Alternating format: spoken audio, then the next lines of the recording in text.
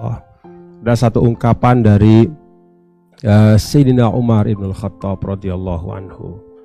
Beliau pernah menyampaikan di tengah-tengah sahabat pada saat ketika Islam itu sedang kuat-kuatnya menyebar. Jadi kalau kita sekarang di Tokyo ya, kita kilas balik sejarah perjalanan Islam, itu semua ahli sejarah sepakat bahwa intisyarul Islam ya, dari sisi teritorial, dari sisi keluasan jangkauan dakwah Islam itu titik katakanlah titik ledak pertamanya adalah pada masa kekhalifahan Sayyidina Umar ibn Khattab radhiyallahu anhu. Nah, beliau itu kalau kita baca di sejarah, bapak-bapak, kan yang kelihatan potret Sayyidina Umar yang penuh dengan keberanian. Jadi orang yang sangat pemberani. Tapi ada sisi lain dari Sayyidina Umar. Sayyidina Umar juga dikenal sebagai orang yang meletakkan batu pertama untuk membangun peradaban Islam yang tertib ya. Jadi semakin besar Islam itu, semakin luas Islam, maka harus semakin ditata.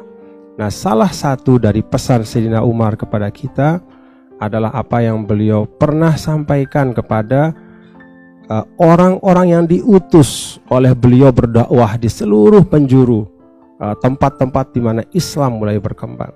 Apa kata Sayyidina Umar? La tubaghidullaha ila ibadihi. Kalau bahasa sederhananya, jangan kalian jadikan Allah itu dimusuhi oleh hamba-hambanya. Jangan menjadikan Allah itu dibenci oleh hamba-hambanya. Maka ada yang bertanya, kaifa dzalika? Gimana? Kok pesannya ini aneh sekali Sayyidina Umar? Bagaimana seseorang atau kita menjadikan Allah dibenci? Lalu Sayyidina Umar memberikan ilustrasi-ilustrasi. Ayyakuna ahadukum imaman. Ada di antara kalian menjadi imam. Nah, Islam waktu itu sedang berkembang luas sekali. Dikirimlah juru-juru dakwah. Kata Sayyidina Umar, ada di antara kalian yang menjadi imam, lalu dia panjangkan bacaannya. Sampai kemudian jamaah itu tidak tidak menikmati dan bukannya tidak suka kepada imam itu. Jamaah itu kemudian akhirnya tidak jauh hatinya dari imam itu, tapi justru menjauhi Islam. Nah, itu sebabnya di dalam tuntunan para ulama, seorang yang menjadi imam di masjid yang umum ya, di masjid yang umum. Kalau kita bicara masjid yang umum, ya masjid yang di perempatan jalan, masjid-masjid jami yang tempat menjadi persinggahan, tempat-tempat yang memang diakses oleh siapapun, bukan masjid yang khusus. Kalau masjid yang khusus itu memang masjid yang disepakati di situ. Ada tata cara tertentu, imamnya disepakati, misalnya di situ baca 1 juz atau setengah juz, maka ada kelapangan dan keluangan. Tapi masjid yang umum itu diajarkan oleh Nabi kita, Nabi besar Muhammad sallallahu alaihi wasallam, membaca itu dalam kadar yang tidak memberatkan para jamaah. Itu sebabnya dulu ketika Muaz ibnu Jabal, ya, seorang yang qari, beliau bacaannya itu menjadi rujukan selain daripada Abdullah ibnu Mas'ud. Muaz bin Jabal ini menjadi imam. Suatu hari salah satu di antara makmumnya itu adalah orang yang punya banyak sekali hajat, kepentingan. Sayyidina Muaz ini membaca bacaan yang panjang sekali, sampai akhirnya makmumnya merasa berat. Karena merasa berat, ditinggalkanlah, mufarokohlah makmum ini. Nah, kalau zaman dulu itu kan suara kaki bapak-bapak kedengeran ya. Jadi kalau dulu itu sholat di masjid itu pakai sendal atau pakai sepatu. Masa-masa itu, masa Rasulullah Shallallahu Alaihi Wasallam. Nah, itu pula sebabnya kata para ulama, kalau kita membaca hadis dari Nabi kita, Nabi besar Muhammad Shallallahu Alaihi Wasallam, tidak hanya teksnya, tapi konteksnya juga harus kita pahami. Dulu pada masa Rasul, kita baca dalam kitab-kitab yang sahih bahwa kalau Rasul Shallallahu Alaihi Wasallam itu qadha hajat, ya, atau ke kamar mandi, dia pergi ke tempat yang jauh. Dia cari munhadir. Munhadir itu semacam bagian dari gurun pasir yang rendah.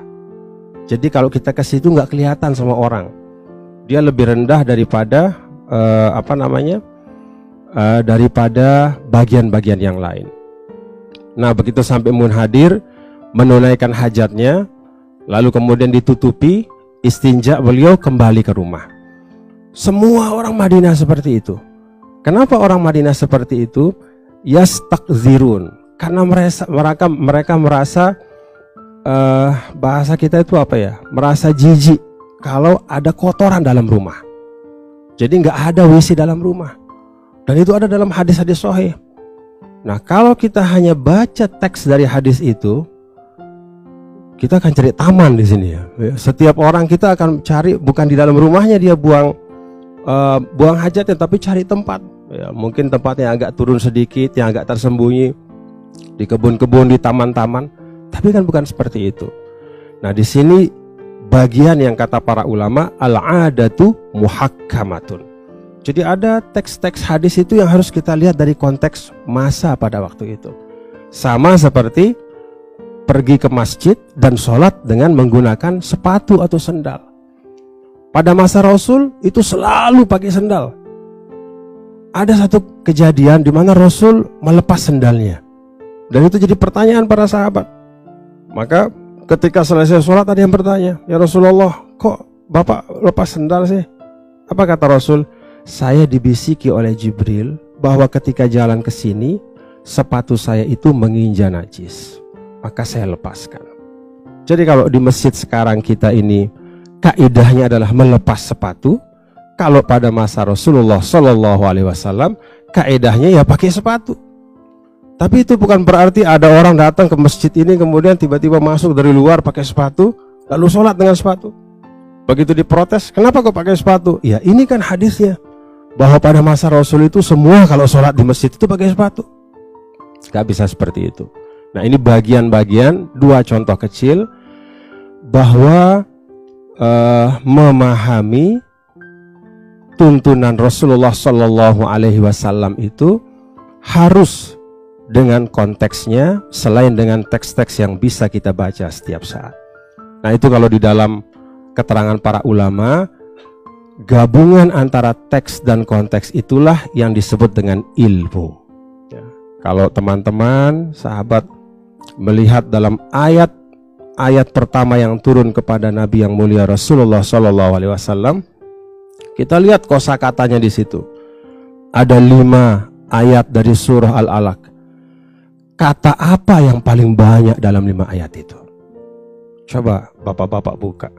Iqra bismi rabbikal ladzi khalaq.